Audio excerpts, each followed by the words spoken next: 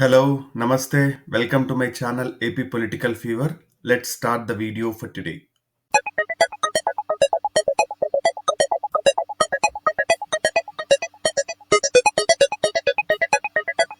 So మనం already 150కి పైగా నియోజకవర్గాల ఎన్నికల సర్వే అండ్ ప్రెడిక్షన్ వీడియోస్ చేశాము. ఎవరైనా కావాలనుకుంటే please go ahead and watch it. ఆ ప్లేలిస్ట్‌లన్నీ యాడ్ చేస్తున్నాను. అలాగనే సబ్స్క్రైబ్ చేసుకొని వీడియో చూడడం స్టార్ట్ చేయండి. ఈ వీడియోలో వచ్చేసరికి శృంగవరపుకోట నియోజకవర్గం గురించి చూద్దాము. ఇది ఎస్ కోటగా కూడా పిలుస్తా ఉంటారు. ఈ నియోజకవర్గం వచ్చేసి ఉమ్మడి విజయనగరం జిల్లాలో ఉన్నప్పటికీ విశాఖ పార్లమెంట్ పరిధి కిందకొస్తుంది. ఇది జనరల్ కాన్స్టిట్యుయెన్సీ.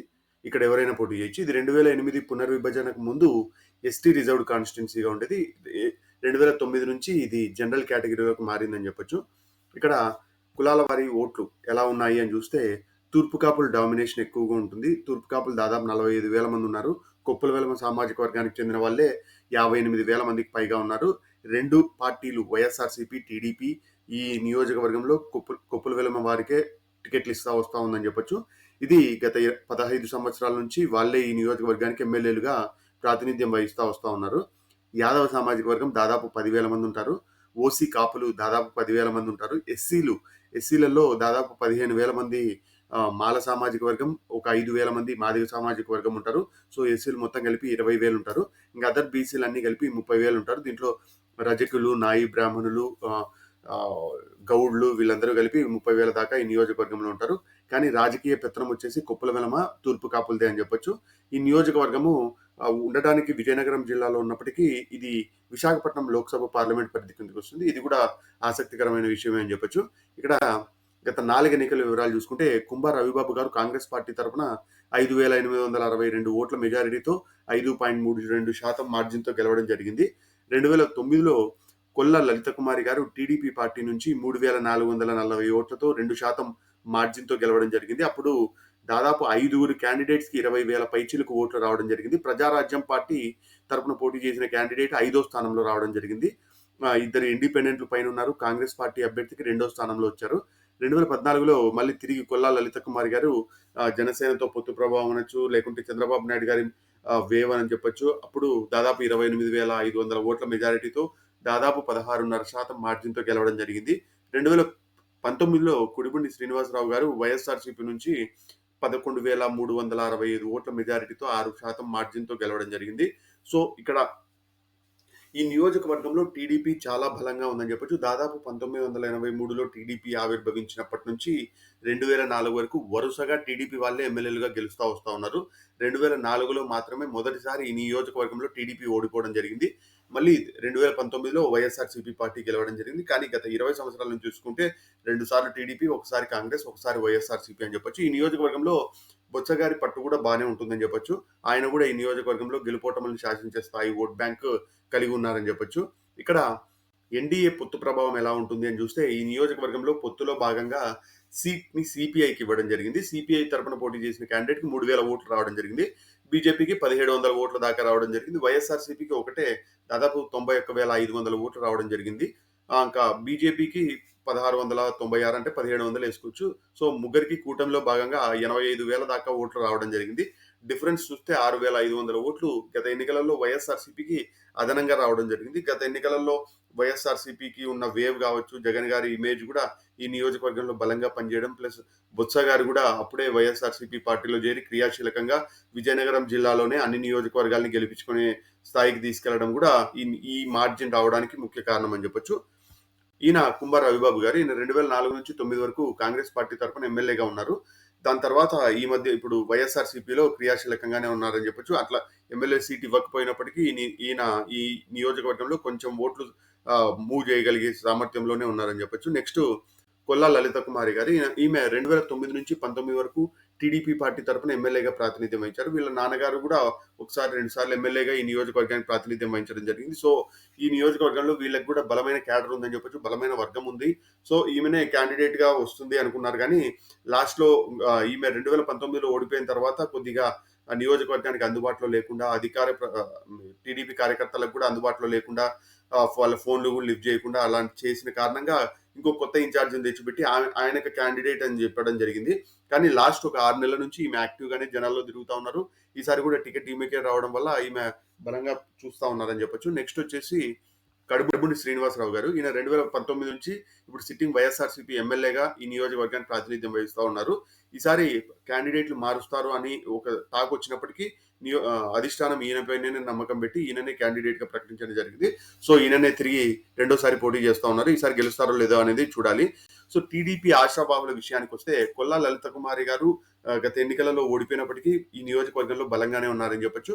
2000 దాదాపు 2 సంవత్సరాల క్రితం నుంచి 2021 ఆ ప్రాంతం నుంచి గొంప కృష్ణ గారు ఈ నియోజకవర్గంలో బలమైన టీడీపీకి కొద్దిగా ఫేస్ ఆఫ్ ద పార్టీగా మారారని చెప్పొచ్చు.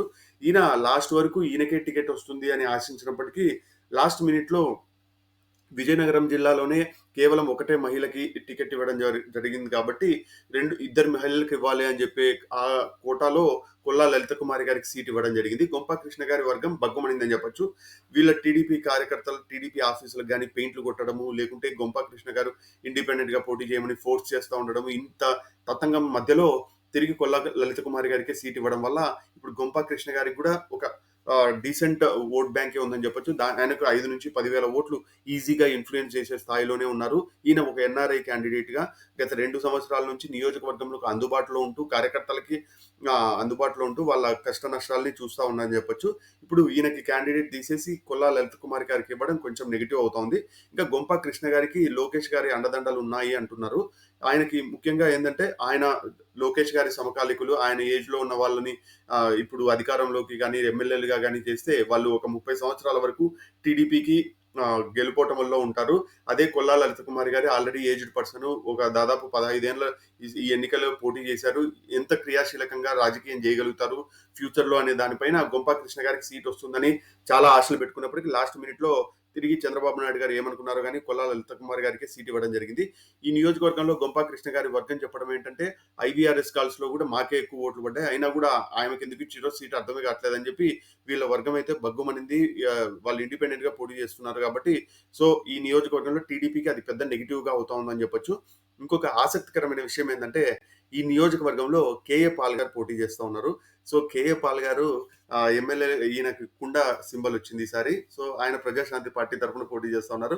ఒకవేళ ఆయన గెలిస్తే అసెంబ్లీలో మాత్రం చాలా రసవత్తరంగా రంజుగా ఉంటుందని చెప్పడంలో ఎటువంటి సందేహం లేదు. సో కేఏ పాల్ గారు గెలుస్తారా లేదా అనేది కూడా చూడాలి.